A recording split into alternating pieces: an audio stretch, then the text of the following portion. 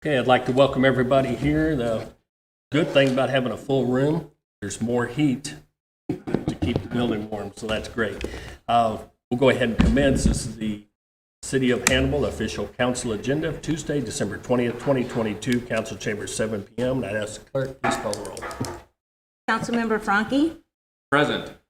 Mayor Hart? Here. Councilmember Phillips? Here. Councilmember Welch? Here. Councilmember Beach? Here. Councilmember McCoy? Here. Mayor Pro Tem Dobson? Here. There being a quorum, I call this meeting to order. Councilman Dobson, would you do the invocation, please? Sure. Heavenly Father, I thank you for having this privilege of serving Hannibal. I pray, Father, that as we discuss our agenda and craft policies for our city, we will always put the people's interest above our own. Remind us, Father, that we are in this position not to be served, but to serve the public, just as Christ, who is King, came not to be served, but to serve and ultimately die on the cross to save us. I also pray, Father, that we will uphold what is moral and rational. In Jesus' name I pray. Amen. Mr. Pfeiffer, would you lead us in the pledge, please? I pledge allegiance to the flag of the United States of America and to the republic for which it stands, one nation, under God, indivisible, with liberty and justice for all.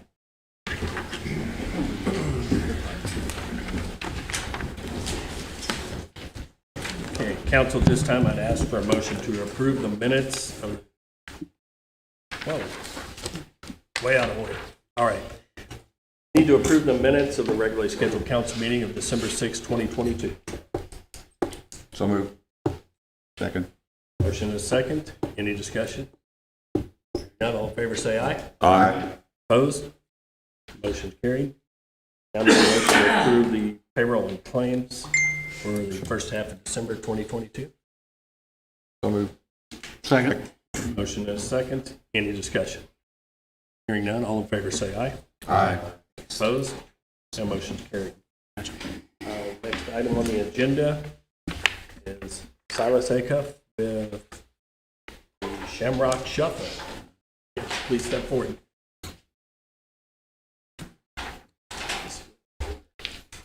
Good evening. Good evening. How we doing? Doing good. How about you? Doing well. Awesome. Yeah. So my name is Silas Acuff. I'm the wellness director at the Hannibal YMCA. Thank you for having me this evening. On March 18th, we have our Shamrock Shuffle, and I've talked with the police department, with Parks and Rec, and requesting the closure of some roads on that day.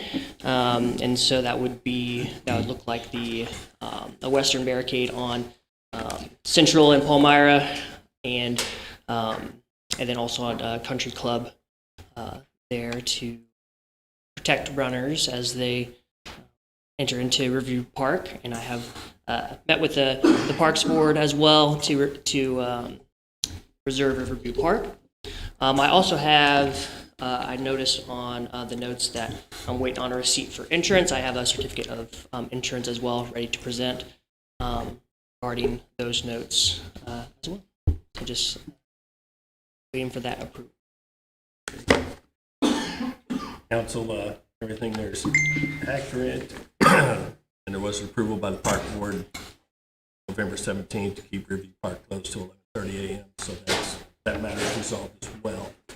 So the documents are in place. Last year, you guys had small problems with the route. You guys have got that all figured out and everything for this year? Yep. So I have lots of volunteers as well to help make sure that the barricades can be moved if there is an emergency situation, and able to tear down effectively at the end of the race to make sure that traffic can be smoothly passed on. Thank you.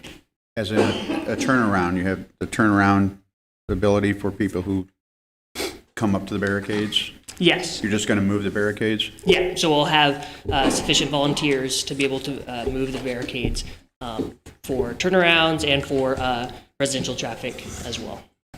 Good. Thank you. Motion to approve. So motion and second. Any discussion? Hearing none, all in favor say aye. Aye. Opposed? Motion's carried. Thank you very much. Thank you. And should I Mayor? You can, if you would like, we can just put that all together now. And thank you very much.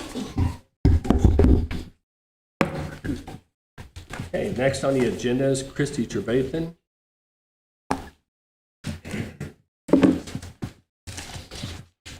Good evening. I'm And Susan. Okay. here tonight as a concerned citizen. I have some questions, and hopefully you, the city councilman and mayor, can give us some answers to the recent turmoil of staffing at City Hall. The news from City Hall lately has not been flattering, and sometimes it's been embarrassing. We have impeachment, resignations, administrative leaves, emails that don't go out to all the councilmen. There's a cost to this negative energy.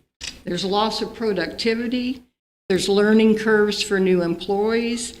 There's missed opportunities, distractions from the real job of city government, like a snowstorm this week, like improving our deteriorating properties, both commercial and residential. What's happening with St. Elizabeth Hospital? What's happening with the federal building? What's the status of, is there a comprehensive street repair plan? We have rising crime and we have drug problems. We need more economic and community development planning, but we have another loss. Our HREDC director, Corey Mahaffey, is leaving. The council and mayor are elected to be our city leaders, and I know I've been in that position before. Are you working on strategic planning? Are you researching grant opportunities? For instance, the Inflation Reduction Act, there's money available there. Are you working with MoDOT on the bypass plan? We need to resolve the impeachment case. We need, well, one of the accusers is now on administrative leave. So how would her testimony hold up? What is the cost of the litigation on this, and what is, and is she on, if she's on administrative leave, are we paying for that? I mean, as citizens, we have a right to know. This is our community, and we're proud of it. I'm as happy as to hear that Andy Dorian is returning, but I'm also have many unsettled issues about what led to his resignation. The city council is the governing body. But how can a full council make good decisions when not everybody is privy to the information? Emails that don't go to all of the members they must be shared. They cannot be separate to just a few members.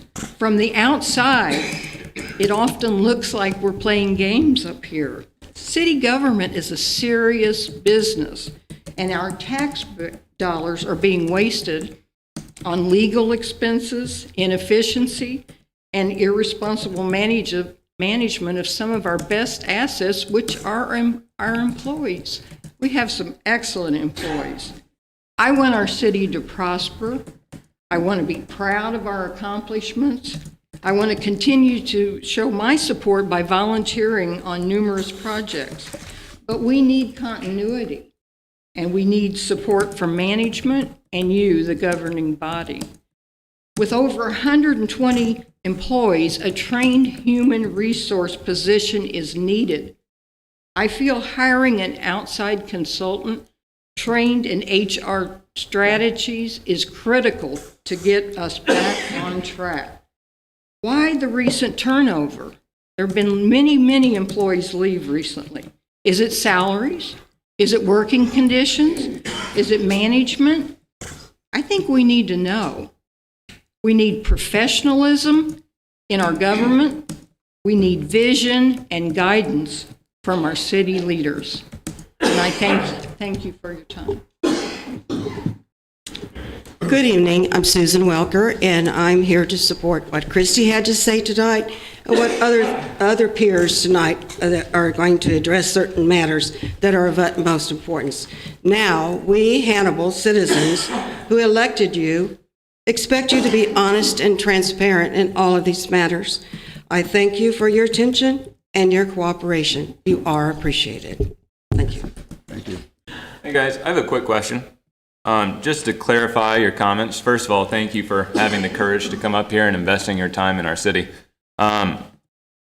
Just to clarify, do you support an immediate third-party unbiased investigation into the allegations that Andy Dorian made and the subsequent cover-up?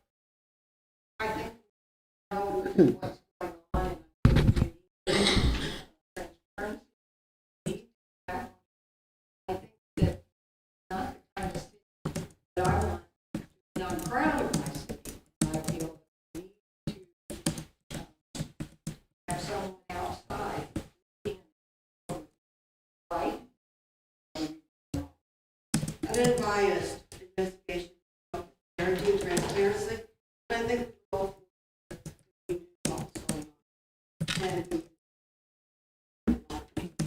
Thank you.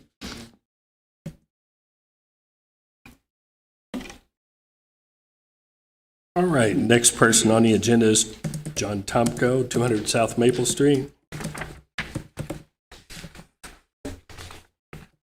Forgive me for the mask, I work at the hospital. No apologies necessary. Mr. Mayor, members of the council, I come before you to address a matter of concern regarding the city clerk. The public has been made aware over the past few years of conflicts between multiple department heads. A single occurrence of conflict in a work environment is unfortunate. A second occurrence could be a coincidence. The third is a chronic issue that needs to be addressed. I applaud my own 4th Ward councilperson for his support of an independent third-party investigation into the office of the city clerk, and I agree with the need to pursue such an investigation to provide transparency and accountability to his constituents. As a Marion County Republican, I can say that ethics and conduct are a bipartisan issue. There should be no politics with regard to a healthy work environment in both the private sector and in government. With all due respect, may it please the council, the reality of a toxic work environment between department staff within our local city Mr. government is Tomko, before you. I'm sorry, Mayor. I fear we are straying into an area where we are making personal attacks on employees. While certainly the citizens have a right to be heard and to give you their opinion on things, I must request that you caution the speakers from straying into attacks on employees and things which have not yet been fully investigated or proved. Okay. May I amend my comments to exclude any references to departmental staff? Mr. Tomko, I think you've got the right to be heard by the council. I'm just concerned that we have a situation in which everybody in this room knows that accusations have been made, but that person has a right to due process just as everyone else has a right to due process. And I'm just concerned that any statements be made that might stray into an area where it's assumed that things are true until a full investigation's been done. I didn't say anything with the first speakers because I think they were clearly asking for an investigation.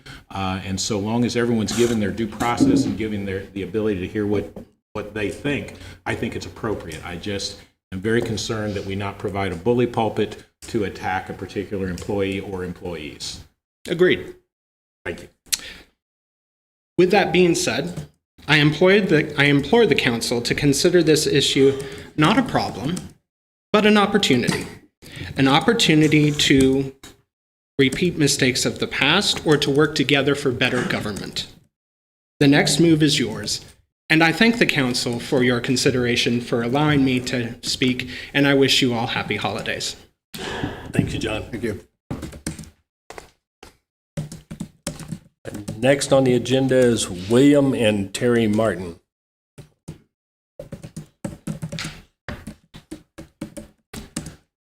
Evening. Good evening. William Martin, speaking on behalf of my wife, Terry.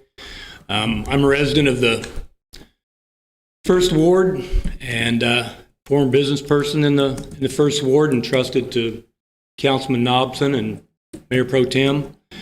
I'm here regarding the issues of allegations for creating a hostile work environment, the subsequent failure to share that information with the city council and the wider public, as well as the exclusion of a memo requesting to discuss and make a motion on an unbiased investigation into the allegations made by Andy Dorian. There are a few questions that came to mind when I discovered this, one of which is why? Why, when there were allegations of a bad work environment, would there not be a discussion by the city council to create a better work environment? We have to retain and keep good employees if we want to have a well-managed city. The other question is, if it was as bad as they say, surely somebody knew about that. Why wasn't there something done ahead of time? Stop it before it gets too bad. So I'm here in support and as a taxpayer and lifelong citizen of Hannibal to insist that the city council manage a third-party independent investigation into the allegations of Andy Dorian and the subsequent activities surrounding that, including the concealment of that information from the city council, from the full city council, and the citizens of Hannibal. Thank you. Thank you, Bill. Thank you. You're welcome. Okay, next person is Dina Ellis, 2310 Marsh. Hello. Hi, Dina. I will say that I'm going to start off by saying I felt like the counselors' comments were to kind of stop anything that maybe you all didn't want to hear. So I've kind of refined. Dina, that's not accurate. I don't want to provide a bully pulpit to attack a personnel issue. Employees have the right to have a fair hearing on any allegations that are made to them. Has there been a hearing? I believe, no, there has not been a hearing. There have been complaints. There have been complaints made. You cannot allow people to come and attack an employee. She's not an elected official. Whether people want to stray into the area of libel or slander, that's their choice. But it is not appropriate for the city to provide a bully pulpit for people to make statements about hearsay testimony and hearsay that they've heard without this person being given the right to have a fair hearing on everything. I am not attempting to prevent anyone from sharing their views with the council. Now, certainly directing it to your individual council people is one way it could have been handled, but if you want to be heard here, that is your absolute right. However, it would be absolutely inappropriate for the city to allow people to come up and attack an employee and attack allegations about an employee when they haven't been investigated. It would be my assumption that you, and maybe you can correct me if I'm wrong, that you don't have any direct knowledge where you witnessed any of the events that have been alleged. I think that what most people are asking right now, and most of what I'm asking is, why was it allowed to happen? And it is alleged, but I am asking I'm asking you all more than I am her. I think that's what most people are doing. In regards to the issue of expressing to the council that you have concerns about particular areas, that is appropriate. That is perfectly appropriate. But my advice to the mayor, as the person who's in charge of this meeting, has to be that if people stray into an area in which they are repeating hearsay which has been told to them about a particular employee, or making allegations that a particular employee has behaved in a particular way, is not appropriate because they're an employee. They're not an elected official. You want to beat up any of the councilmen, you want to beat me up, you want to beat the mayor up, that's all a completely separate issue than employees. And I am absolutely not trying to shut any of you all down. I just don't want to stray into an area where it can be alleged that the city has allowed that particular employee's rights to be impinged on and that they have not gotten their due process. It's the only reason I said anything at all. Okay. Well, I've crossed a lot out. That's fine. I'm going to do the best job that I can. I appreciate that. Thank you. All right. I wanted to start off by saying I am a lifelong resident of Hannibal, and as my friends and family know, I am a huge cheerleader for Hannibal and all that it has to offer. I had heard rumors recently that maybe things weren't going as smoothly at City Hall. Then I heard Andy Dorian and Corey Mahaffey were both leaving their positions with the city. While I am very glad to know Andy has returned to his position at City Hall. Dina, I'm sorry, can I interrupt for just a second? I apologize. And I could be corrected if I'm wrong. Corey Mahaffey has never worked for the city of Hannibal. Maybe we should let her finish. Was that correct? Okay, I just point of clarification. Okay, well, he's leaving his position here in Hannibal. He doesn't have a position with the city of Hannibal. I didn't say that. I said he's leaving his position here in Hannibal. I just want to make that clear. We work for them. We should let them speak. My God. And we are. Don't bring God into it. Yours, not mine.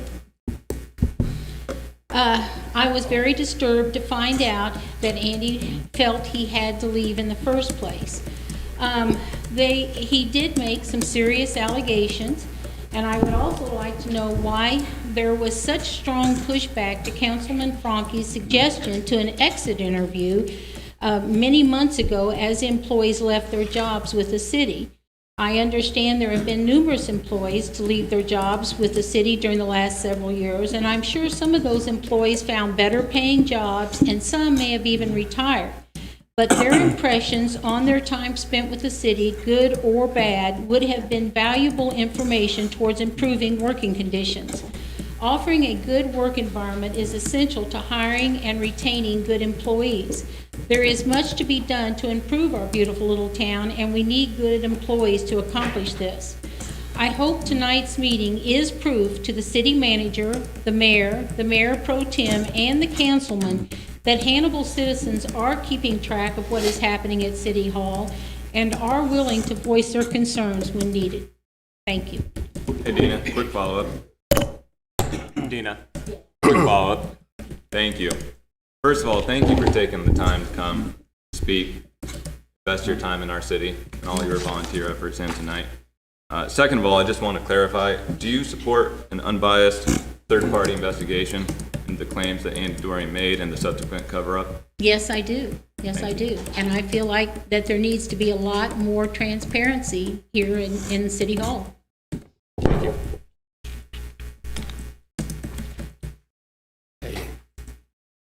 Next person on the agenda is Robert, I'll try Hendrickson.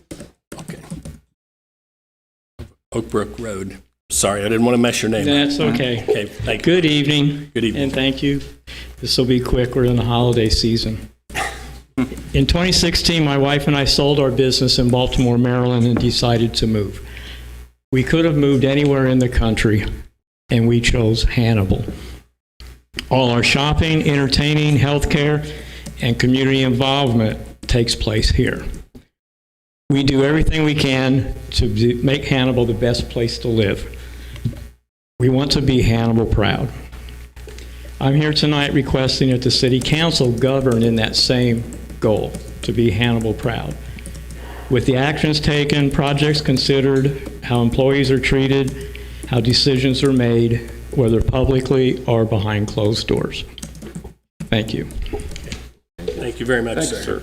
Hey, Robert, follow-up question. Do you support an unbiased third-party investigation into the claims that Andy Dorian made and the subsequent cover-up? I do. I ran 2 companies, and we weren't real large, but each one had an HR person on staff, and every employee was given an interview when they left, whether good, bad, or otherwise. And these are 2 small private businesses that seem to be doing things that a lot of people here are asking a big, giant city to do. Okay. Thank you, Robert. Next person on the agenda is Lucas Judlow, 1116 Hill. Good evening. I'd like to start by saying thank you to the members of the council for the opportunity to address you this evening.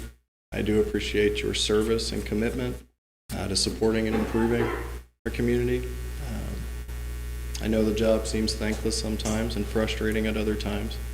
So I want to ensure first and foremost that you hear loud and clear that I am thankful for everything you do, and I believe that is true of all the people in this room. To keep it short, I believe we have some opportunities to improve in 3 areas. That would be accountability, integrity, and transparency. I believe our processes currently don't allow for a lot of those things to be open to the public.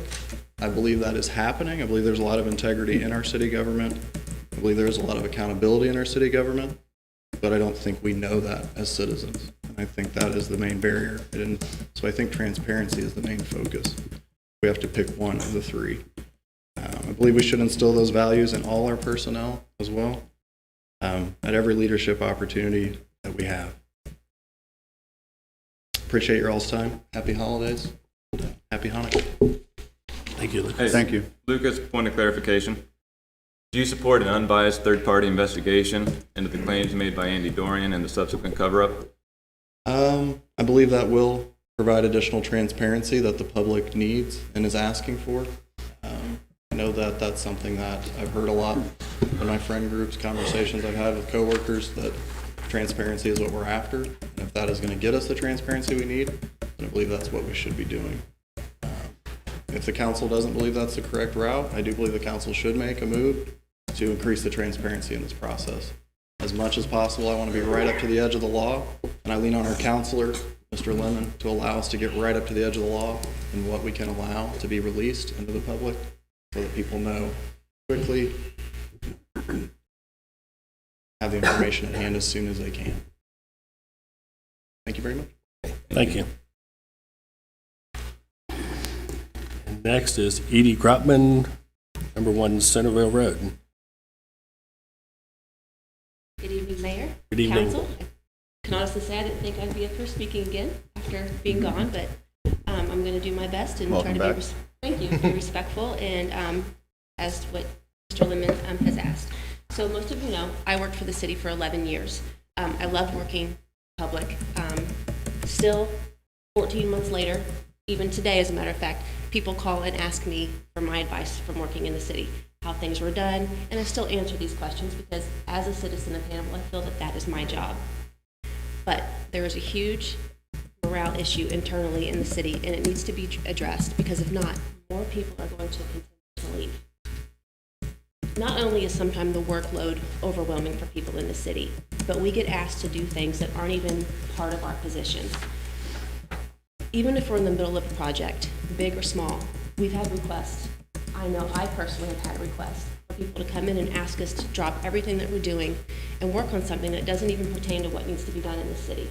It doesn't matter if that person that I'm helping is sitting right in front of me at that moment. It is expected to be dropped to handle things that doesn't matter at that moment. As far as being a coworker in this building, there are a couple departments that are incredibly difficult to work with.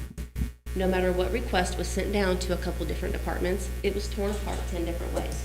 Either something was wrong, something didn't fit, trying to call us as employees wrong. It got to a point when I was still here that the DPW superintendent would field every single request that came through me to a couple offices in the city to make sure that if there was any slander, that it could be dealt with outside of just me because I wasn't a department head. That's a problem. When you walk around in an environment in a few of these offices, it's uncomfortable. When you get used to seeing your coworkers crying on a weekly basis because of how they're treated, that's a problem. And I went to my supervisors. I followed the chain of command just like I was supposed to. And I know my supervisors reported it to upper heads, but the answer that they always got was, not my employee, not my problem. What finally broke the line for me was when our newest council, sorry, I know you're new, but when I was here, it was Councilman Franke was the newest member to join. It was asked of me to report any time he was in this building and everything that he requested. That's not my spot. That is not my job to track you gentlemen and ladies. If you ask something of me, I do it, but not for me to track your whereabouts and what's going on in this building. And this request did come from a department head. That was my breaking point. I couldn't do it anymore. And I saw my chance to leave, and I did. I did receive the exit interview that has been brought up. But when on the paper, when it says who it goes back to in this building, I knew that nothing would happen because that's where my problem areas lie. is who it goes back to. So I knew that it would not come to any of you. It would fall on deaf ears, just as many other things had in the past. Even after I left the city, my name got brought into the litigation lawsuit. I don't know the proper way to say it, but I didn't know that my name was going to be in it. I was enraged when I got up the next morning and read my name on the front page of the paper as being involved in a sexual harassment claim against a councilman. I did not give permission for that. That is not right. And I do apologize to Lisa because I did call here. I was enraged. I was upset. But once again, I heard more of the not my problem answers. While I do have a lot of wonderful experiences from being in the city, I definitely do not regret my decision to leave. It pains my heart to see so many people continue to leave or take demotions in their positions, all because they hurt so much from being where they're at in the city. You know, the last 3 or 4 years I was here, we didn't even have Christmas parties anymore because the morale in the building was so bad that nobody wanted to hang out with other people in the city that caused problems. To me, that's bad when you don't want to hang out with your coworkers. And I can tell you that anybody that is currently working in the city right now will not get up here and do what I'm doing right now. They're scared of the repercussions that they will face when they come back into the office. And I can tell you, honestly, I'm up here shaking because I'm kind of worried what my repercussions might be, not even an employee anymore. Because for years, I lived the hateful environment and the bullying and the hostile conditions. We're supposed to work together as a team and build up our city and promote new ideas, bring tourists to our community, but instead we're constantly dreading coming to work because we never know what crazy request is going to happen or what fight is going to be in store for us when we get here. There is a hostile work environment at City Hall, and it's coming from the internal workforce. And until something changes, we're going to keep losing great people. Thank you. Thanks, Edie. Thank you. For your courage, Edie. Thank you. Sorry you had to deal with all that. It's unfortunate it wasn't addressed or fixed sooner. Okay, next person on the agenda is Steve Ayers, 615 Center. Steve? I didn't see him earlier. I think John Ling was next, Mr. Mayor. Sorry? I think Mr. Ling was next. He asked to be moved down. Oh, Yeah. okay. I apologize. So Steve may not have been able to make it tonight. Right. If someone sees Steve up here, come in later. Sure. Make sure I know. Clark Crookshank, 311 North 6. There's, I'm not an honor, I'm a Jim. How you doing? And you're moving just fine. Good, good. Merry Christmas, happy holidays, everyone. Thanks for letting me speak, letting all of us speak. Last month, I think like a lot of people I saw on Facebook that we were losing Andy Dorian. And I said, well, that's a doggone shame. What can we do to keep him? Can we declare an Andy Dorian Day here in Hannibal in honor of all the work he's done for the city? I still think that's a good idea. And so I happened to reply to the Facebook post. I don't even remember who posted it at this point. But in response, I had several people send me on text and on instant messages this email from Andy Dorian from July 7th. Now, it's disturbing to read this for many reasons, but really the most disturbing thing is this shouldn't be any of my business. You know, I think most people that live in a relatively well-run small town, unless there's a problem, I really don't make a peep. I mean, as long as my power is on and my car isn't falling into potholes, I'm assuming everything is going pretty well. But then I see something like this, and, you know, I ask around and I hear a lot of people are asking the same questions. You know, what's being done about this? Now, again, this is a human resource issue, and it isn't my business. But I would urge you, whether it's I feel like I need a Bible and raise my right hand when you ask me that question, by the way. Can I have that, the props? Anyway, if that third-party thing you're talking about is what it's going to take to get to the bottom of all this, then I support that. If there's some other way to get there, then I support that too. But I really think as a Hannibalian who hasn't been here that long, I mean, 12 years I've been here, this sort of thing is a black eye to us. You know, it's going around Facebook, it's going around, you know, Instagram, it's going around, it's, you know, it's on the front page of WGEM. I mean, whatever it takes, can we please get to the bottom of this and stop this embarrassing, these leaks and this behavior, okay? I mean, and I'll do whatever I can. I have to admit, I don't come to a lot of meetings here, again, because I'm assuming everything's going fine. You don't need me. But, you know, I'd be happy to help in any way that I can. But I don't want to see any more of this, honestly. So whatever it's going to take, please let's work together to make sure that this stuff doesn't continue. All right? Thank you very much. Thank you.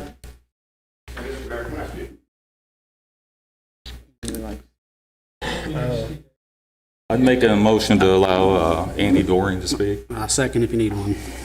There's a motion and a second to allow Andy to come up and speak since he's not on the agenda. All in favor, say aye. Aye. Opposed? Well, since I've been the topic all night, and quite frankly, I'm not aware of most everyone having discussed any of this with me and asking how I felt and my opinions and my feelings. So I just want to reiterate, as I've said to the media, I did not leave because of a hostile work environment. I left because I got an awesome opportunity. And so I want it to be clear that is the case. I had a great opportunity to make some more money, do something different hours, different things. That is the reason why I left. I've since came back because of some personal issues that most of you are aware of. Not everybody in the private is, because they don't need to know that. The reason I wanted to speak is what Mr. Cruikshank said about leaks and things like that. I did not send this email out. This was a private email that I sent internally, and this was leaked out by council, not by me. And I want that to be known by everyone so that it's out in the public. This did not come from me. Quite frankly, after the meetings that we had, we as department heads, this was a department head issue, felt like the situation that was in a part of that email was dealt with and handled. And so I'm not here to discuss all the rest of it, but in that situation, I felt my situation was taken care of. But I want to reiterate, I did not leave because of a hostile work environment. So that's all I got to say. Thank you. Well, Thank you. I just want to throw something out. I'm appreciative that you are still with us. It's not over. Well, And there was an Andy Doring Day. we kind of had an Andy Dorian day. Every year, I see it every year. Every year. Every year. Andy, I guess we'll put a statue up down at the river. His balloon's still up there. Oh, Wait till Friday after the snow, and then no one will like Mike and I anymore. oh, it'll be okay. All right, back on seriousness. Mr. Branson Wood, 1001 Center Street. Kind of. There we go. You know, a different address for me, I think. We live right down the street from one another. Mayor, council members, city manager, councilor. It's been my privilege to operate a business here in Hannibal for a little more than 45 years. And the first person that I hired in 1977 still works for me. And sometimes when I say that and Linda is present, people turn to her and say, oh, I'm sorry. And I have to say that although I have worked as hard as I can to retain the people that work for me, that it is a credit to her tolerance that she has stayed as long as she had. That length of time in working with someone has taught me a lesson on a very small scale about how valuable the people are that work for us, the valuable the people are that know how to do their job and that come in every day and care about it and do it in a great way. And that is a lesson that applies with equal force organizations of all shapes and of all sizes, including the city of Hannibal. I learned, and I'm sure you know, that the most valuable resource, the most valuable asset that any of us have are those people that come in and are loyal to us, who know how to do their jobs, who care, do it day in and day out. They're worth preserving. The Andy and Dorian email of July of 2022 has come to the public venue and it's been put in the public square, and I think it is of concern to a lot of us. And I'm delighted that Andy still is with us, and I hope that although the night is young, that he will still be when this is done. But I see that email as an outsider, as a cry for help, and as a red flag. And I'm pleased to hear tonight that there was some actions that was taken on it. And I hope that it was enough, and apparently there is still some discontent from other comments that we've heard. I think that to the extent that things were not done to resolve that it has become harder now than it would have been if it had been brought to everyone's attention and there had been a chance to deal with it from the very beginning, because there are those whose attention to whom it was first brought may feel defensive about things that either happened or that didn't happen. That may make it harder to deal with going forward. It's an issue that deals with one employee, but it's broader than that. It involves others also. And I heard tonight we have 150 employees. And I've seen that we've had 14 or so in the past 24 months that have left or changed positions where we've lost the benefit of the year's worth of experience that they've had.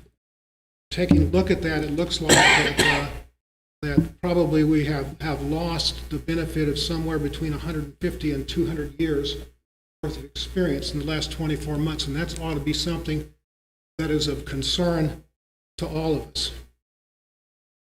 What can you do? Because of the fact that this wasn't resolved fully and early on, I think it probably is a good idea to bring in some outsider, whether it's a human resource person or what source. Bring in an outsider where the people that are asked what's going on, what's happening in the city, are not going to feel uncomfortable about talking about it. And I think that outside, particularly if there's human resource expertise, may be a great benefit to us trying to retain people and to try and avoid the turnover that cost us in city services that our citizens are entitled to receive. So I do support that. This is an issue that's important for the city employees that work here. It's important for the city. It's important for everyone that depends upon this city for services. You are the only ones that have the power to do something about it. And the question that we will be watching for is, do you have the will? Thank you. Thank you, Ransom. Thank you.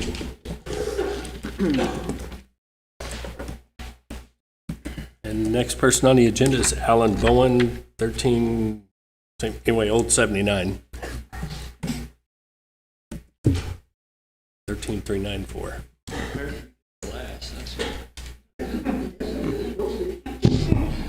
Sorry. Thank you, Mayor and Council, for allowing all of us to speak tonight. Let's go back to 2015, 2016, the two biggest petitions were taking place in Hannibal. The chloramine and marina groups garnered thousands of signatures on their petitions. They were on the local news media more monthly for a few years. The two projects were almost a total of $20 million. And yet there's never been more than 5 people who signed up at any of those meetings. Public backing was there, and after many of those meetings, the council finally agreed to do as the public pleased. Now these groups did bring in numbers to the meetings and sit and listen, but it's an entirely different thing to sign up and speak. Tonight you have 13 citizens who have actually signed up to speak in front of you. I remember a concerned citizen who's actually here tonight who told me, if one citizen reaches out to you, maybe you should look into an issue. If 2 citizens reach out, you should definitely look into an issue and possibly change your vote. If 3 citizens reach out to you, you should vote that way 100%. What happens when 13 people sign up telling you all the same thing? If I were on the council and I found out that a department head had sent an email about another department head that never got passed out to the entire council, because that's who the department heads answer to, I would be livid. It's crazy that such a problem was never investigated. Forget about who sent the email, forget what it was in it. Why was such a problem never taken care of? Why is there no investigation? Why doesn't the city of Hannibal have an outside HR firm do all HR related things? I know this was brought up when I was on the council, but we were screamed at by fellow council members for even mentioning such a thing. Wonder where we would be if that had happened. It seems to the public eye, the council is so laser focused on an impeachment that it's encroaching on a year that an investigation in such an important topic is on the back burner. For all parties involved, please, let's do the right thing. The city of Hannibal are watching and will continue to watch. Thank you. Thank you.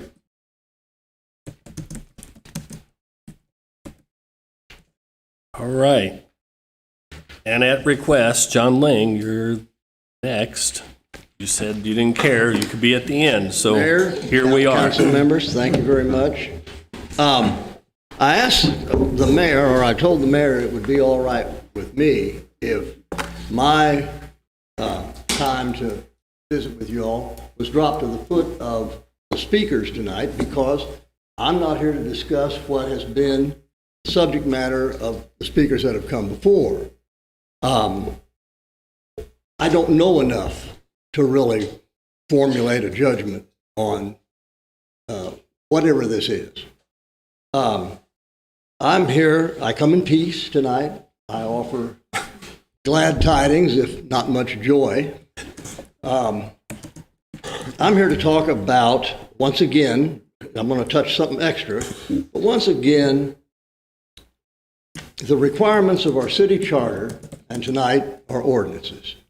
We've covered this before. As everybody is aware, over the course of the last 24 months, I've filed 2 lawsuits challenging closed meetings that I represented were in violation of Chapter 610, the Open Meetings, Open Records Law.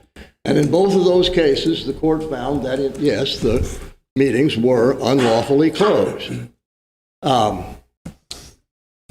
I submitted all of the minutes of closed meetings from 2021 to the Office of the Attorney General in March of this year, and I haven't heard back from him.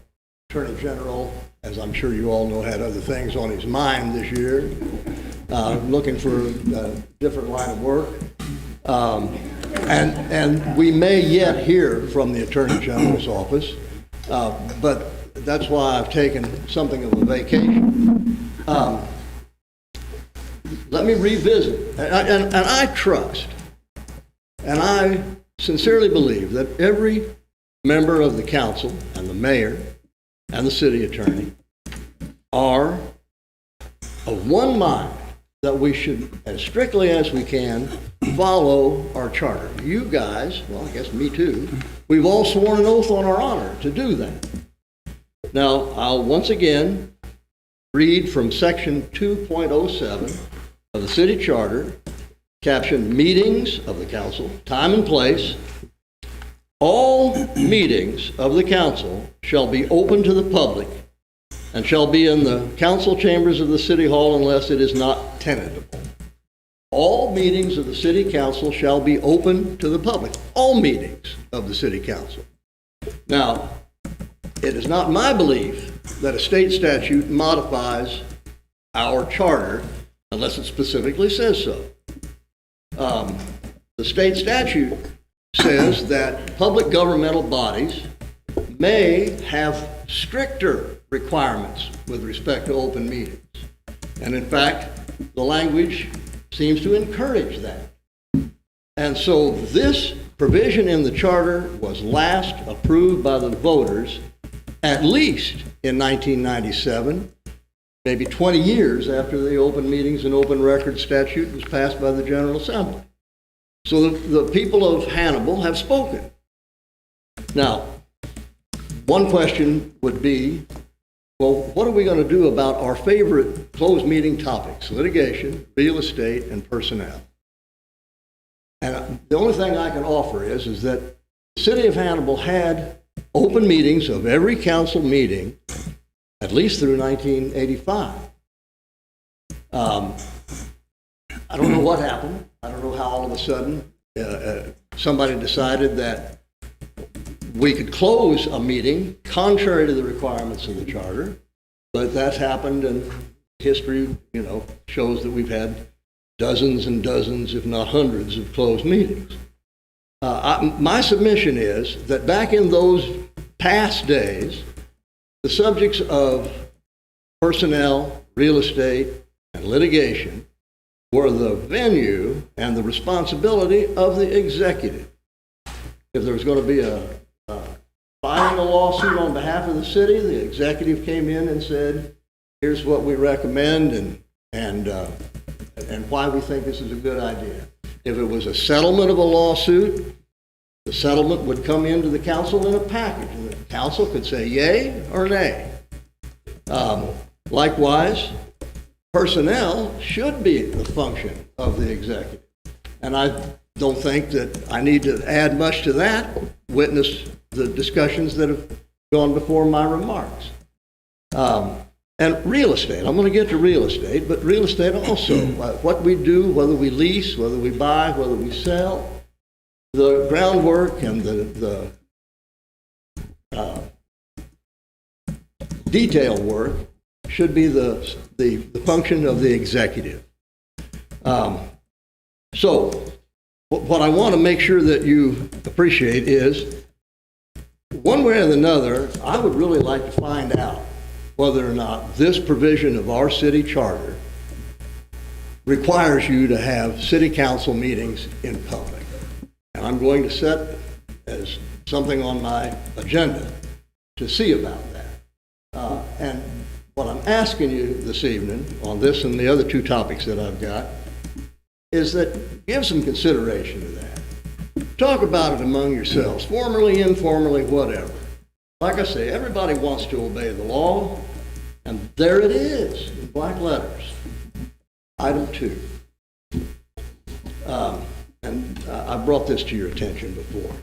Section 5.02 of the city charter is captioned Director of Public Works, Powers and Duties.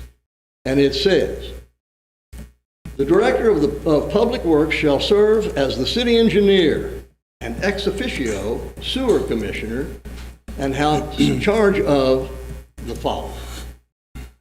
It goes on to say that the Department of in 501 it says, the Department of Public Works shall be in charge of the Director of Public Works, who shall be a professional engineer trained in engineering science and practice, registered as such under the laws of the state of Missouri, and qualified to perform the duties required of him. Now, not this city manager, but the past city manager gave to the council the idea that, well, we just can no longer afford a city engineer full-time as the director of our public works. It wasn't true then. That city manager didn't want any other voice of authority counseling the city council other than his. And that's my estimation. And I don't mean to, if I can, I'm sure I can criticize a past employee of the city of Hannibal. But look what we have here.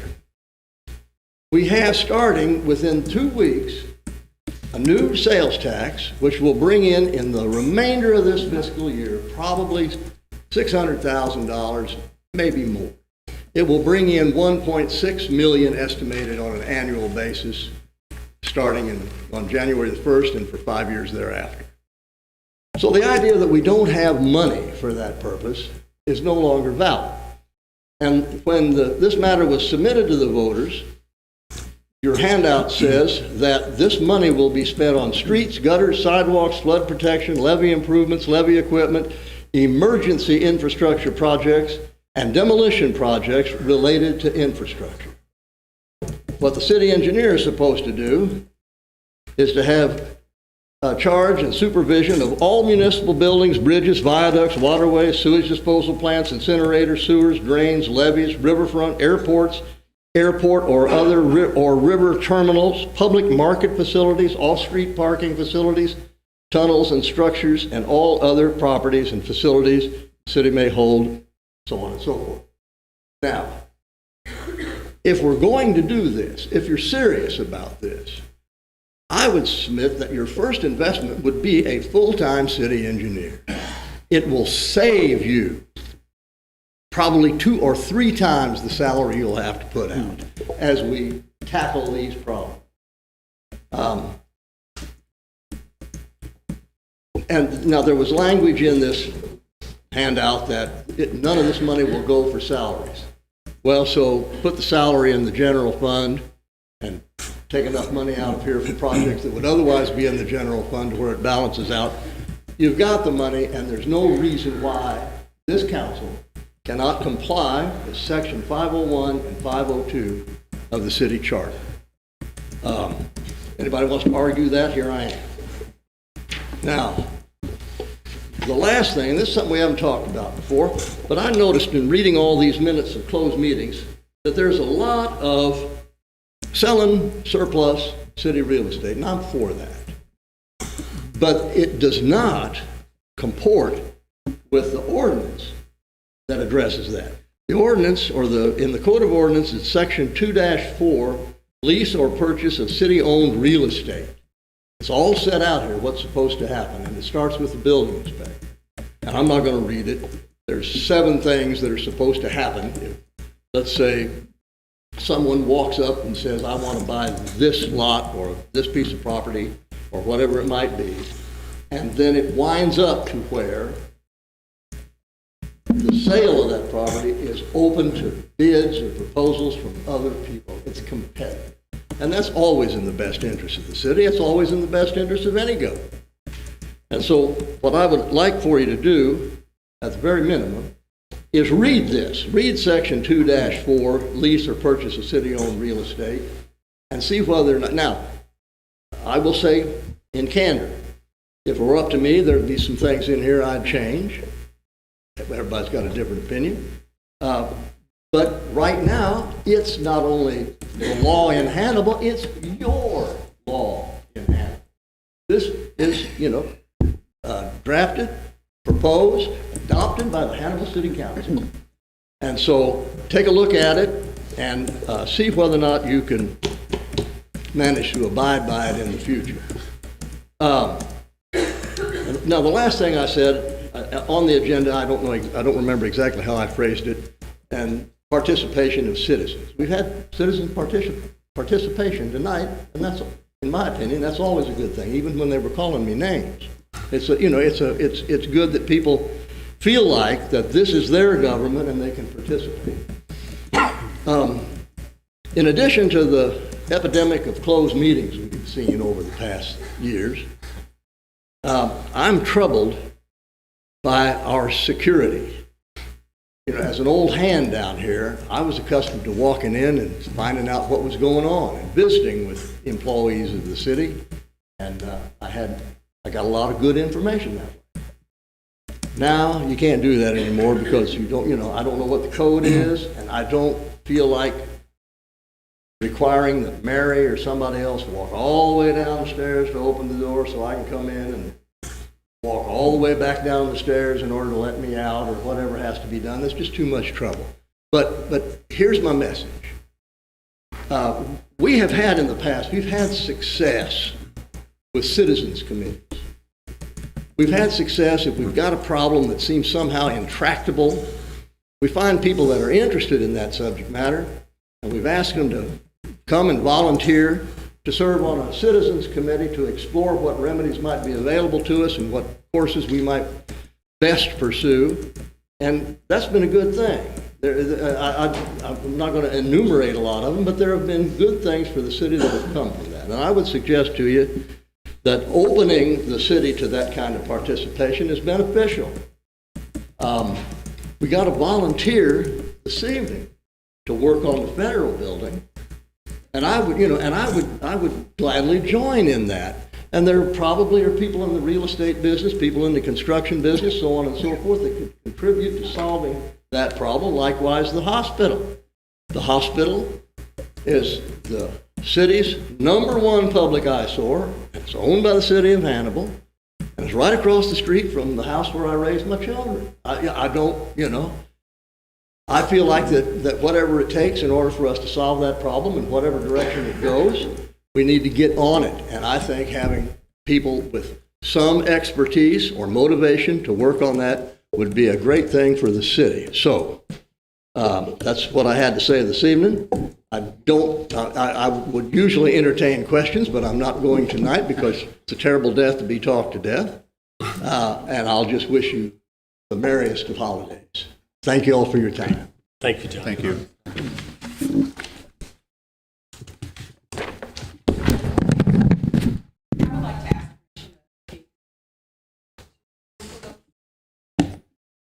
I'll make a motion to add April to the agenda. Second. Okay, motion is second. Any discussion? Hearing none, all in favor say aye. Aye. Opposed? Motion carried. I'm sure a lot of you have seen me videoing back here, and that is because several people in the community that knew I was going to be here tonight had asked me to go live on Facebook because the city's footage is very choppy, and I'm not really sure what the issue is, but I personally have tried going back and watching council meetings, and it's awful. Several people have spoke tonight, and after they've spoke, they've sat down. And so I'm going to stand up here tonight, and I'm going to ask why the rest of the council, after the email was sent out, was not informed of this.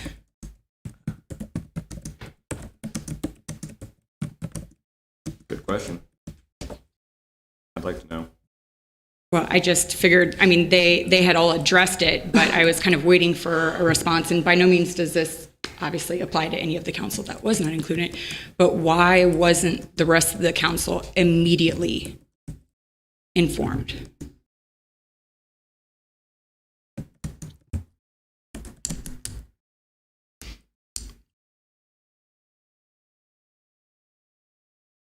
Okay. For the record, I was not informed. I know you weren't. I know you weren't. If that sheds any light. No, I know. It may prompt. That's why I others said anybody that obviously was not speak on informed. that as It's well. hard for you to respond, but, and I'm sure you guys have had this conversation since finding out about the email. We've been given no explanation in any which way, shape, or form about the events immediately preceding or immediately after that July 7th email. Okay. For the record, I wasn't informed. Also, for the record, Andy Dorian does not work for me. Huh? Andy Dorian, contrary to Mr. Bowen's comments earlier, I'm not in charge of Ryan Nyson or Megan Rapp. Oh. Take your pick. Those are department heads. She's in charge of them. She is my employee. She is who everybody in this room elected me to manage. Do I have an issue with it? Yeah, I mean, I have some questions about what happened. We picked her to handle that. Okay, so I'll just direct the question to Lisa then to make it easy. Lisa, why did you not inform the rest of the council immediately about this email? First of all, actually, you guys have two employees. You're right. So the other But the ones I named are yes, not ours. Correct. But the other employee answers to the council also. Andy sent the email to who he wanted to have the email. And so... But you feel like it wasn't imperative for the rest of the council to be aware of this email? I mean, Andy said that it was taken care of.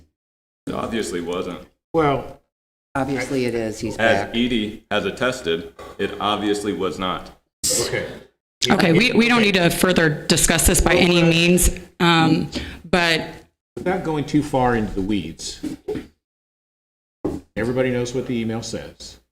The issue is the other person that's involved in the email is a person who reports directly to the council and who the city manager has absolutely no authority over and has, quite frankly, no ability to poke her nose into the relationship between council and that employee. That's a separate thing, and that is by both the charter and provisions in the code. I believe what Andy indicated was that Lisa had addressed it appropriately Not me. for him. Not me. Okay, so you weren't even involved in that. No. All I heard was Andy felt it was addressed appropriately. To the extent there was a duty to notify the rest of the council, it would not have been the city managers. I don't know that we should get into the weeds regarding, was there a duty, et cetera, because quite frankly, to the extent that the people that the email was sent to, that's their own determination, and I don't know what decisions were made or how they decided to deal with it, but they made that decision. Whether that should have been brought to the other councilman, I believe the other councilmen have the ability to ask that question and ask why didn't you, but I believe that the answer is owed to the other councilman, not necessarily to be addressed in an open meeting. James, can I clarify something real quick? Sure. You were kept in the dark too? I was not involved in this in any way. I didn't know anything about it. Okay. I don't know that I would style it as kept in the dark, because my job is just to advise on legal situations, and if they didn't feel it was a legal situation, I don't know, it would be necessary to bring it to me. But I will agree with you that I didn't know about it until actually I saw it on Facebook, I think. But again, unless it raised to the level of a legal issue, it wouldn't. I'm just retained counsel. I'm not an elected official. So. And, I mean, as the city manager herself said, the city clerk works for city council. The allegations were not made about Andy Dorian. The allegations were made about an employee who works for city council. We should have been made aware. I agree, and I think several people in the community feel the same way that I've spoke to, and they've expressed that as well. I know Andy came up here and he said that has nothing to do with what he said. Andy has a lot of people that love him. I've personally worked with Andy, and he's amazing to work for. He's a great person, and I've spoke to him very few times. But my next question is the council aware of how difficult the city clerk makes not only employees at City Hall as well as businesses? We're going down a path where, as I previously stated, I don't believe it's appropriate to make allegations regarding an employee. But it's appropriate not to have an investigation after several accusations with several different people, employees and businesses have had the same issue with the same person? If you want to recommend to the council that they do an investigation, I believe that is perfectly appropriate. But when you stray into an area in which you are alleging that things occurred, which you I'm not alleging. I'm speaking on behalf of myself. I personally have had several issues with this that I've expressed to the mayor and other council as well. So I'm speaking from firsthand experience. You are not an employee. If it's your statement that you've had personal issues with an employee of the city, I believe it's appropriate for you to make that complaint. But as I previously stated, I don't believe that this city is obligated to or should provide a bully pulpit for people to beat up on an employee. She's entitled to her due process. She's entitled to be heard on her version of events. And while certainly other employees have the right to be heard, it's something that I believe needs to be properly investigated and handled. So you think there should be a proper investigation? I believe that the allegations should appropriately be investigated. Whether that investigation, but determining what level that investigation is taken, it's not my call to make. Whether the council wants to investigate that themselves because they are her employer, that would be one particular area. If they feel as if it'd be appropriate to have a third party investigate, that's another way they can go. But ultimately, they're the decision makers. All I can do is advise that I think some type of investigation should be made anytime there are allegations of hostile work environment. That's obviously very serious, and that's obviously something that should be investigated. But I also believe that the person who is being accused of causing a hostile work environment has the right to be heard, tell their side of the story, and that it be looked at as a whole rather than just one side or the other. Okay. One more question. If a business owner, taxpayer, files a complaint on somebody that works at the city, I would like to know, as of right now, how would it be handled? If a business owner came to City Hall tomorrow to file a complaint, how would that be handled? Just so I know. Because I don't know if I need to fill out a form or what, because I've personally spoke with people and nothing has been done. I would suggest that if the person was one of the regular employees of the city, the appropriate thing to do would be to file a written complaint with the city manager's office. If, however, the employee who you wanted to complain on was either the city manager or the city clerk, the two direct employees, the appropriate person to make that complaint to would be the mayor, and for him to determine what was the next appropriate step with the council. Gotcha. Okay.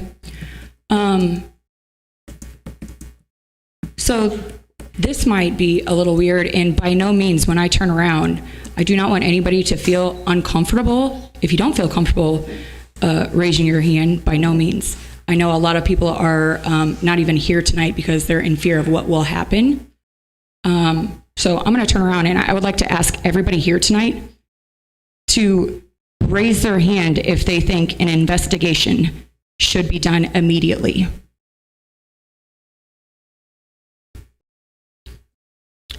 And that's all. Thank you. Thank you, April.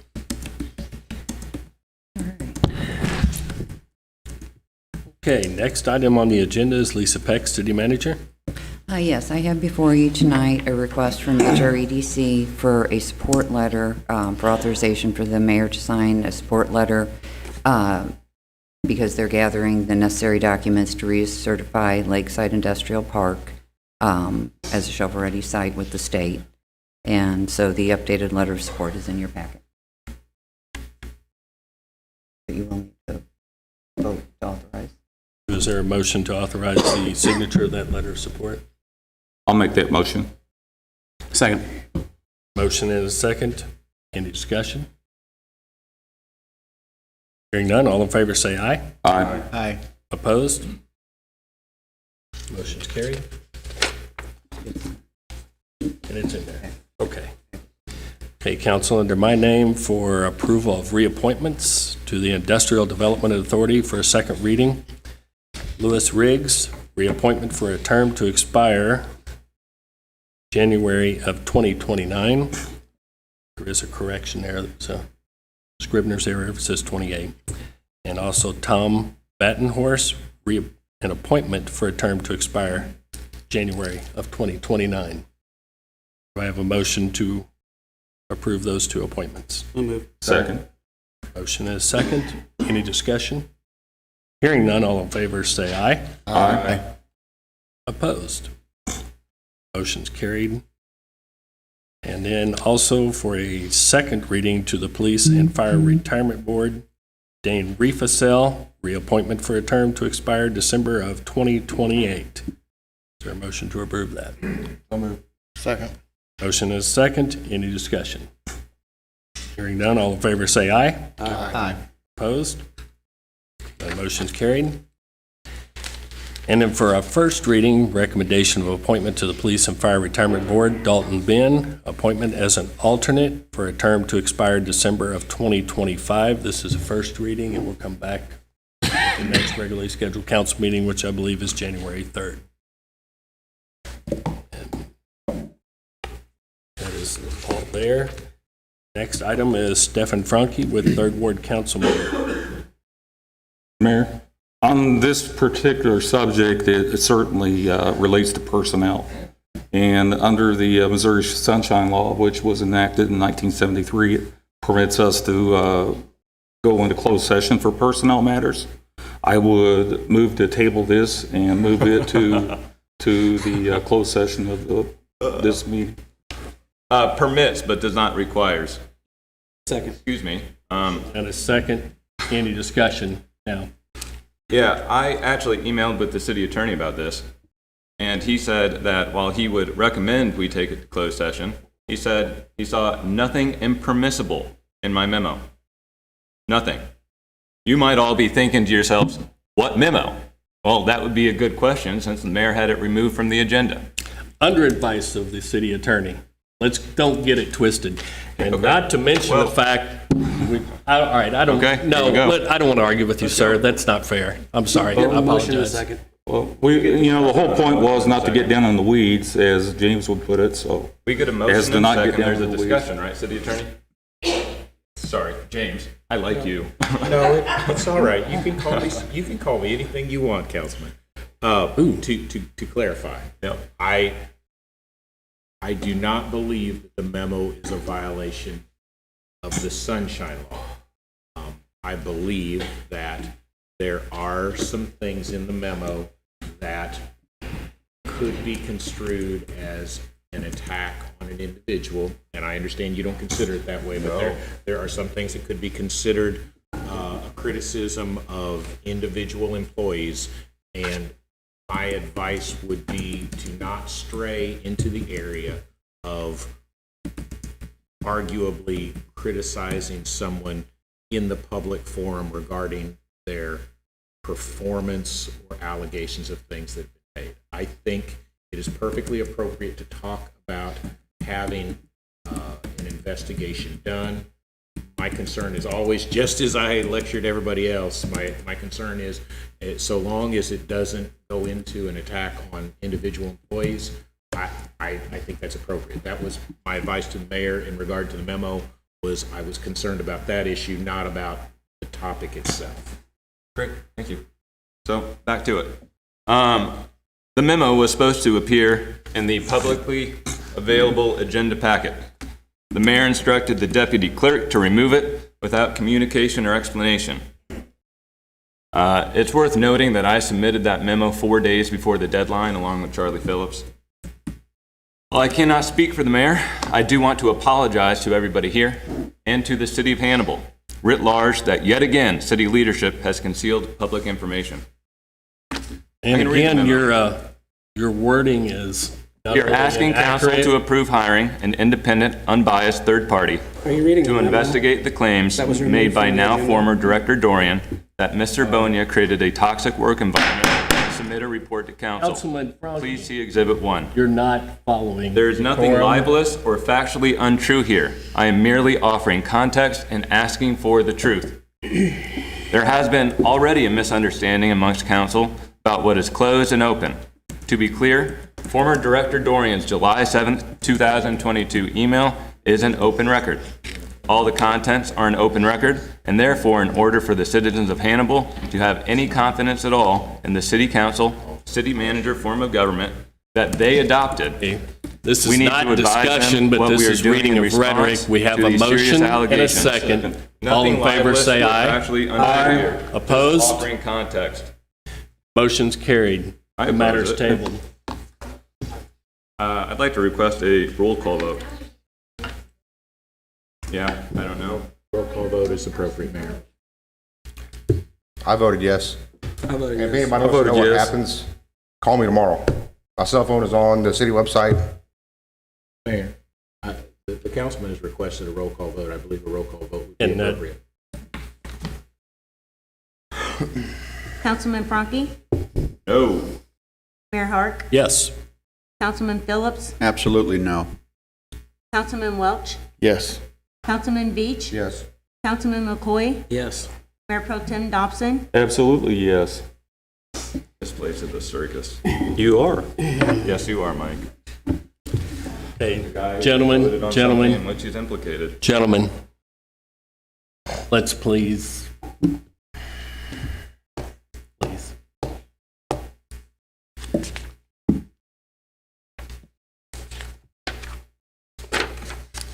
Next item on the agenda is Mike McCarg, Assistant Director, Central Services.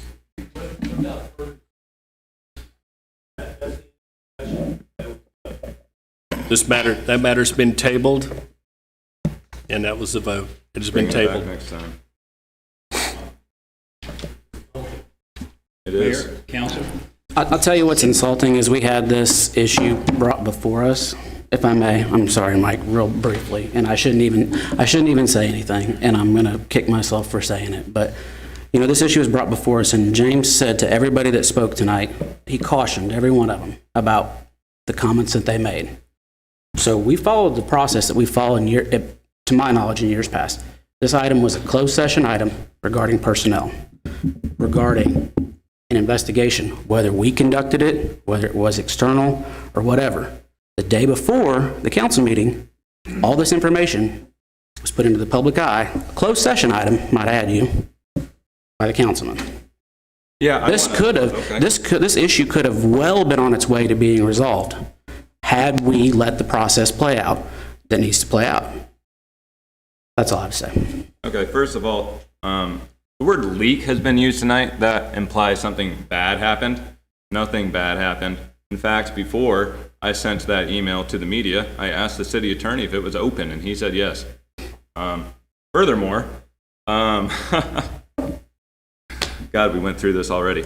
We're talking about libel and factually untrue things. If I'd been given a chance to read this memo, you would know that there's nothing libelous or factually untrue in it, nor is there any confidential personnel information, yet continually the mayor hides information from the public. It's a pattern, and it needs to stop.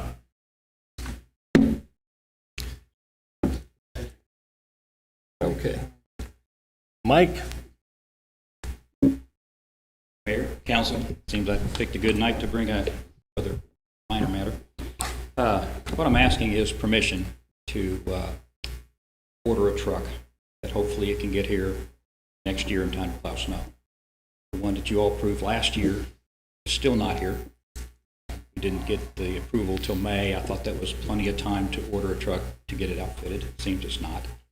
So basically what I'm here to ask for is possibly to spend up to $100,000 on a new plow truck as soon as I can order it. Highly likely bill won't come due till next budget year because I can't seem to get the vehicle. So that's the first thing I'd like to ask permission to do.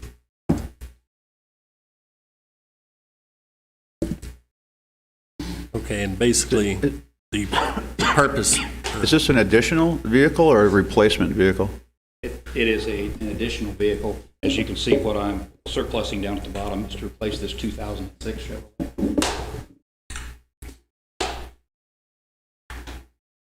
So it's not really an additional, it's replacing one that's in really poor condition.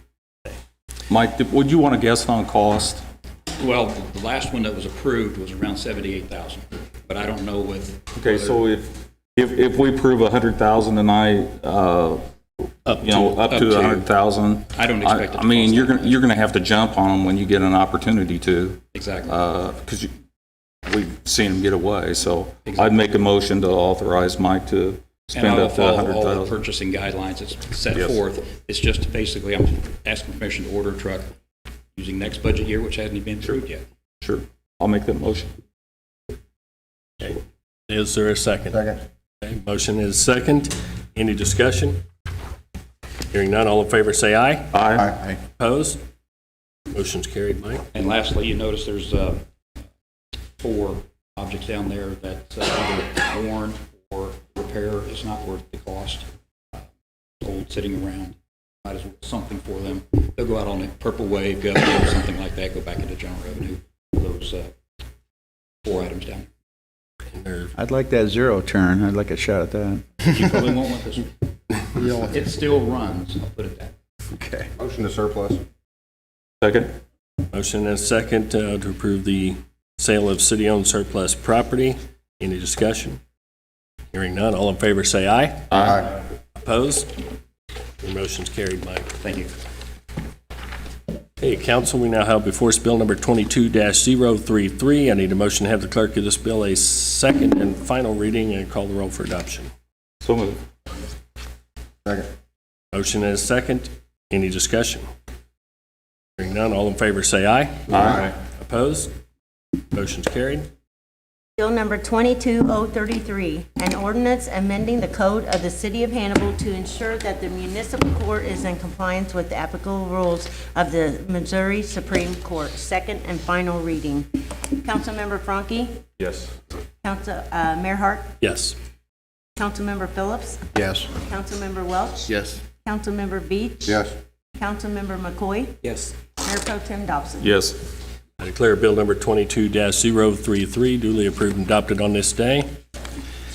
Council, I'm now asking for motion to go into closed session according to RSMO 610-021, paragraph 1, 2, 312, 13, admitting myself, council, city manager, city attorney, city clerk, Al Benedict, Andy Dorian, Chief Nyson, Chief Naki, and Corey Mahaffey. There he is in the corner. Okay. Make a motion. Go ahead. Motion.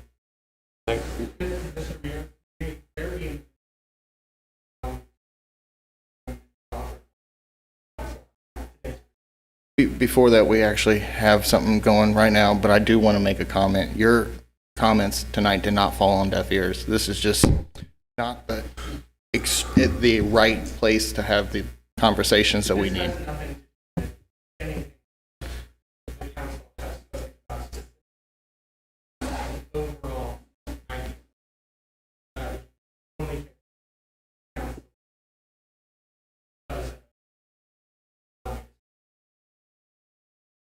There's a motion and second, right?